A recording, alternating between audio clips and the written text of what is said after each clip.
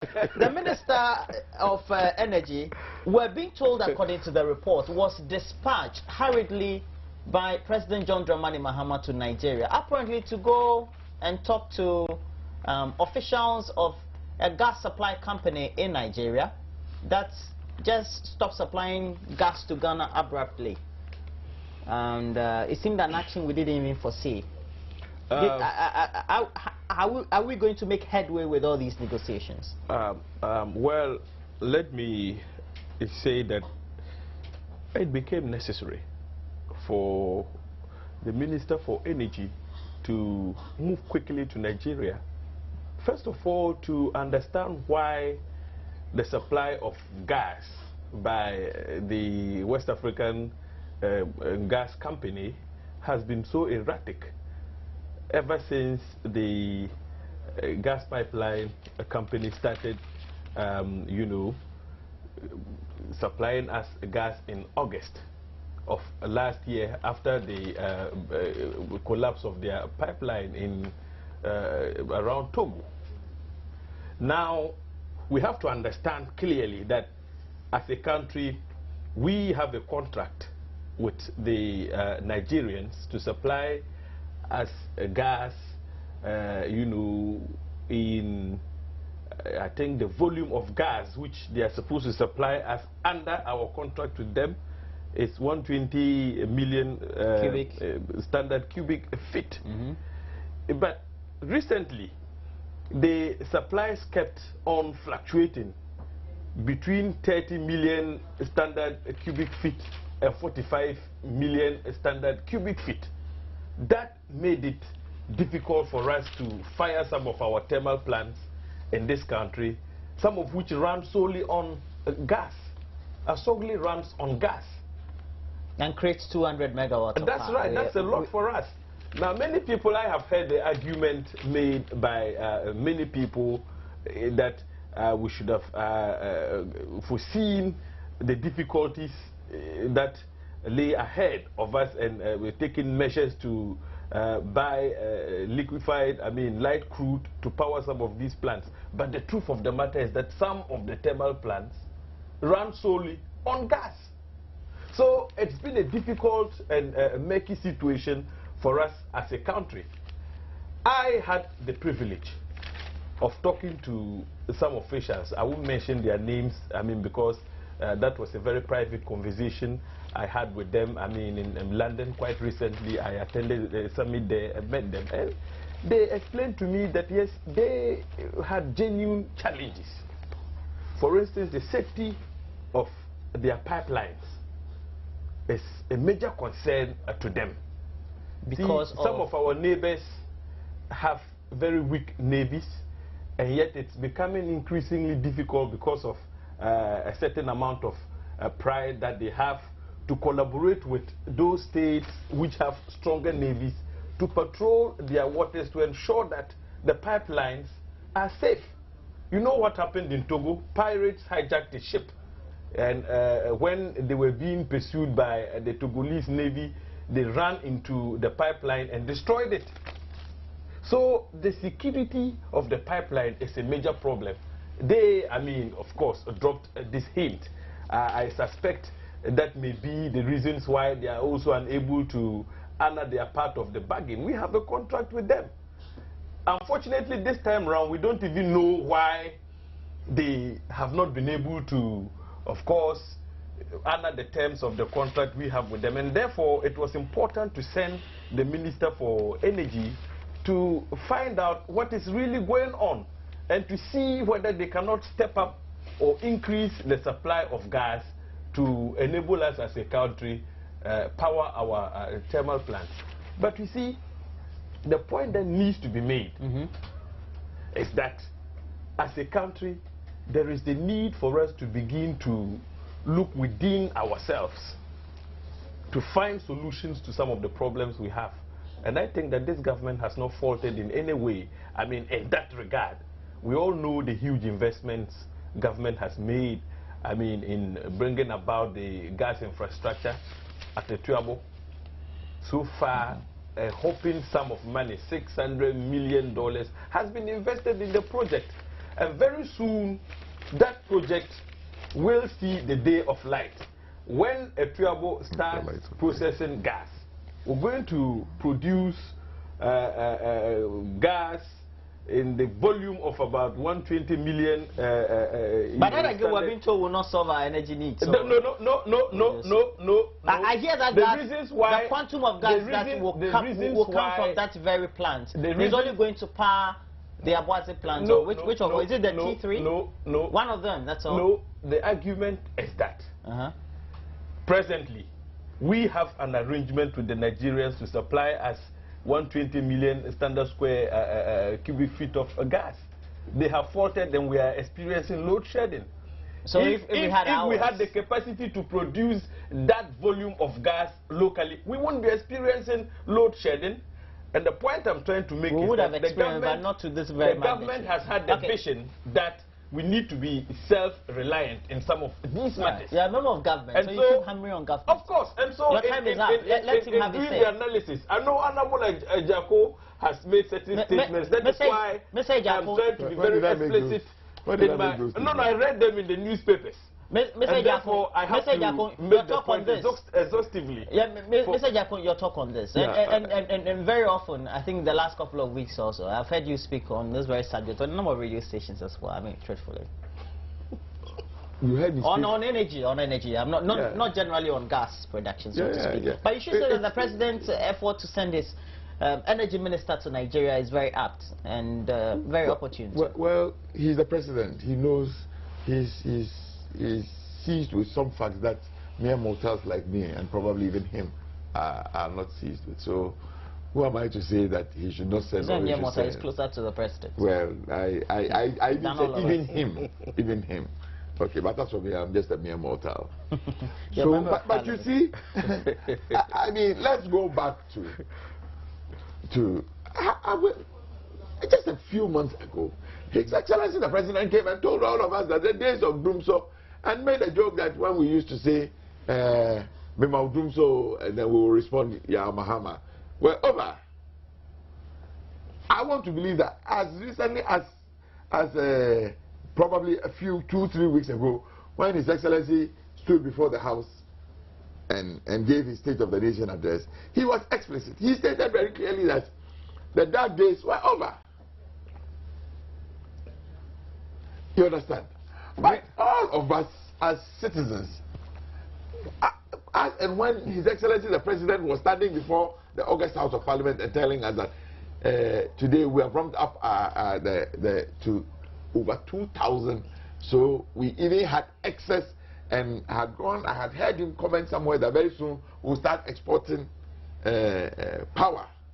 His Excellency the President is telling all of us that by end of 2016 we will be on 5,000. It's because they didn't see the Nigeria thing coming. Boss, I am saying that 3 weeks ago when His Excellency stood before us, he told us that the thing because was they over. didn't see the Nigeria thing coming. But this matter, it is not 3 weeks ago. Ask the man in the street. We have been experiencing these power outages. They didn't want to call it load shedding. Now they were talking about load management. Semantics.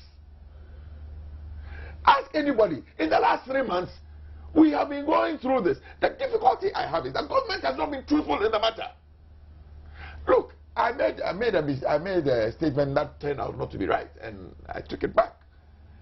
Because of Modam is full throttle.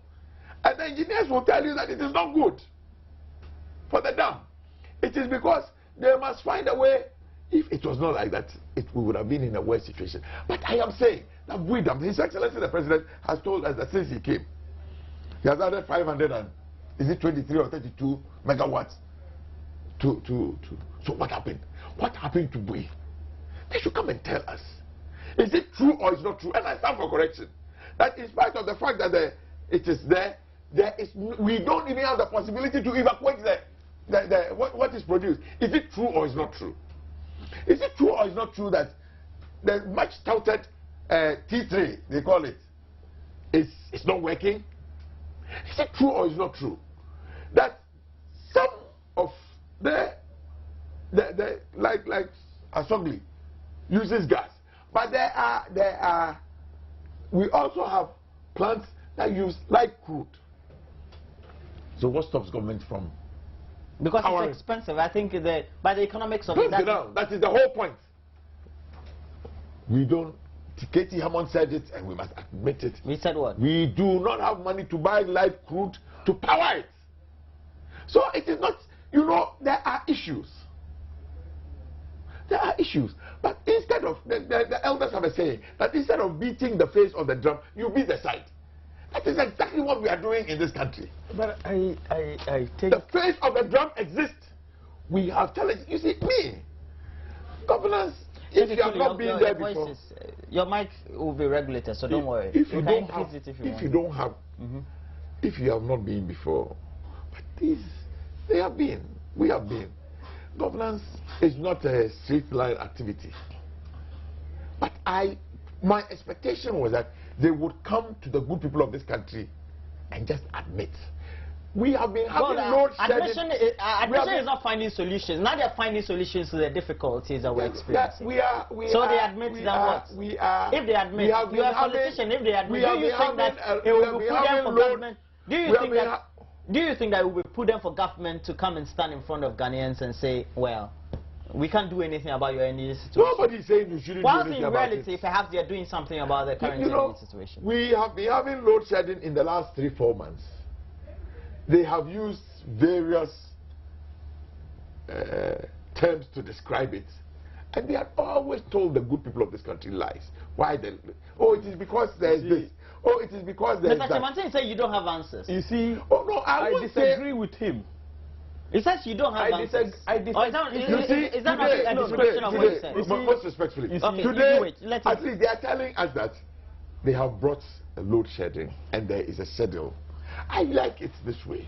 And I think the good people of this country prefer a situation like this. There are issues. Government must come clean and say there are issues. So we are instituting load shedding. So that when I'm going home, I know that this evening I will not have light. So if I need to charge my phone, in the daytime, I will find somebody and charge my phone. Have you seen the schedules? I hear it in the papers. I haven't seen it. This is the point I am making. I am saying the government has not been truthful in even in communicating this matter to the people. Load shedding has been with us in the last 3 months. But they have always found something to say, oh, it is not load shedding, it is load management. We have this. Look, yes, there may be a shortage of gas. But there are other things. But the truth is that we don't. Please do. You see, all the things Honorable Ejako has said, we have clearly spoken to those issues. For instance, he posed the question whether T3 is functioning. I think that in the submission of the president, he made it very clear that some of the thermal plants which ought to generate power are undergoing repair works. That admission has been made. And so if you say government is not being truthful, we all understand that, yes, ECG, VRA, they have been having their own technical problems over the period, problems that we inherited, problems that existed even under President Kufuor. These are problems that need to be fixed. For instance, if a transformer breaks down within a locality, it takes you time to fix it. Within that period, lights will be out. There he goes again. And those are minute problems. Those are just daily operational. They have attributed the challenges we have faced in the last 3 months to say that, oh, it's a transformer, it's a this, it's a this. Do you deny, is it the case that you deny the fact that the ECG, VRA have been having technical problems over a long period of time? I don't think you will deny that fact. Now, we are saying that the major issue confronting us today is the erratic supply of gas, and that is a fact. Is that not factual? Now, let me take you back. in 2006. Oh, so what are we doing about the current? No history. Let's go. So do you think that? Why are you running away from history? Okay, no. Why do you want us to run away from history? We have a current situation, so why don't you find saying that? Why don't you find solutions? First of all, the Minister for Energy yes has been dispatched to Nigeria. Is that not in an attempt to find a solution to the problem? We are saying that government started a Tuabo gas processing plant in 2011.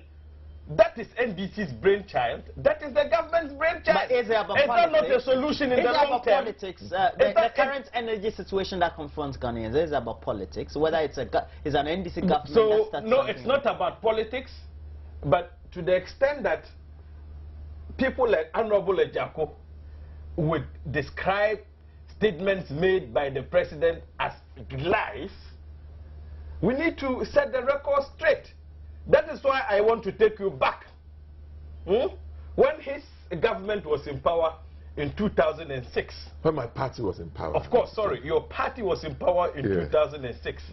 And President Kufuor was confronted with the low level of water in the Akosombo Reservoir. Yes.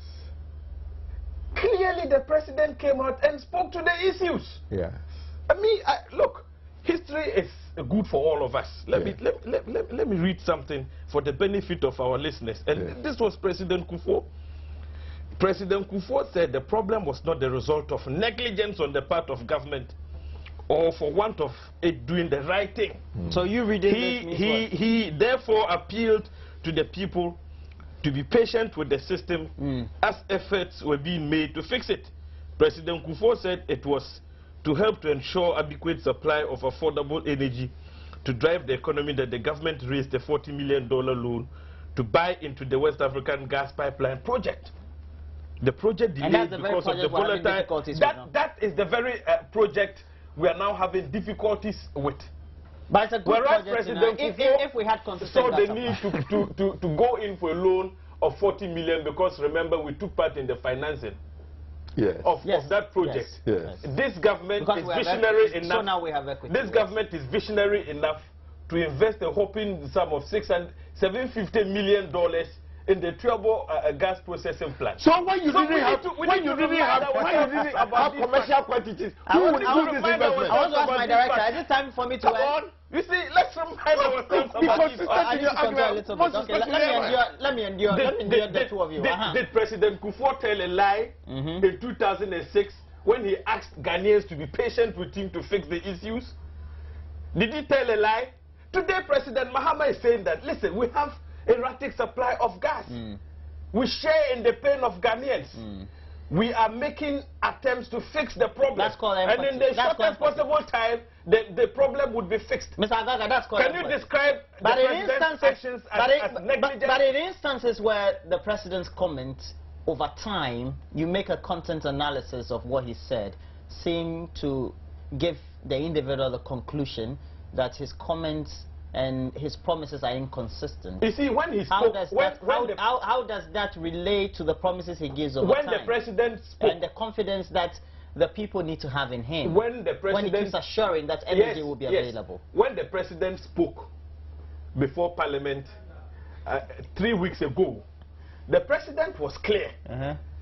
At the time, the point we're making is that we had reached the 2,000 and above threshold. That was a fact. That was a fact.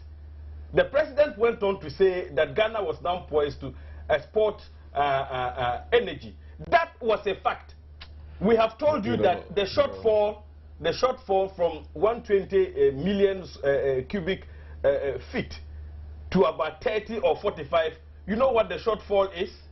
Asogli needs only 30 million cubic standard feet. It's actually 35. Yes, to produce 200 megawatts. Today we've lost that. But that 35 and the normal section should have been going to the VRA. There are a lot of even comments from the energy experts. They are supposed the energy experts about how an IPP plans its own business around gas that is supposed to come. So how did the president lie when he brought these facts to the fore at the time? Okay. Can I say this? Yes, shortly. You have only When 30 seconds. His Excellency the President 30 seconds, sir. stood before 30 seconds. let us, as our viewing public, were we not experiencing the doomsday? The point I am making is that 3 weeks ago, when His Excellency was telling us that, no, we are there. In the last 2 months, we were in big trouble. But I made an interjection that perhaps the president and his team and his energy expert didn't foresee gas supply cuts from Nigeria. Very convenient way of. Okay, so that'll be it for convenient way. discussions on AM Talk this morning. Next we have AM Base. My guests this morning have been Member of Parliament for Ayawaso West Wogon constituency in Accra, Emmanuel Tremanting Ejako. I'm always this morning I keep saying Alan. Okay, Emmanuel Tremanting Ejako and James Agaga. He's also the Deputy Minister of the Interior and also the Member of Parliament for Busa North. Thanks for joining me, gentlemen. It's always a pleasure to have you. Thank you. I don't. Why do you, when you're talking, you keep throwing your hands, extending it? Why? Oh well, maybe it's something I acquired in practice. Okay, as a lawyer. Yeah, you're not in the law court. I'm sorry if that is offensive. Oh no, Next, we have AM Base. It's up next. You see, 3 weeks ago you are telling us, but everybody in Ghana knows.